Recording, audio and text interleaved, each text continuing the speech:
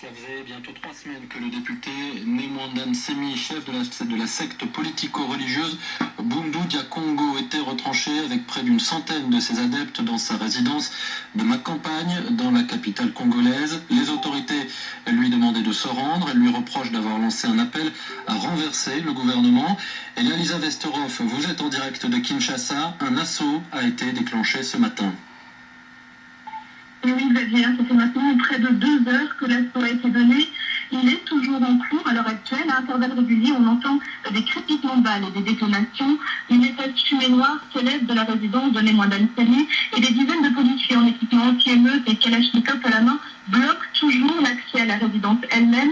Seul un feu est visible juste devant. Vous disiez, voilà plusieurs semaines que les autorités demandaient au député Nemwanda Nsemi de se rendre pour être interrogé et son domicile perquisitionné. Kinshasa lui reproche des appels à renverser le gouvernement, mais aussi une série d'attaques meurtrières au Congo central en janvier dernier. Le problème, c'est que Nemwanda Nsemi n'est pas seul. Des dizaines, peut-être plus d'une centaine d'adeptes sont retranchés avec lui. Il refusait à ce jour de sortir de la résidence de peur d'être poursuivi et demandait un dialogue.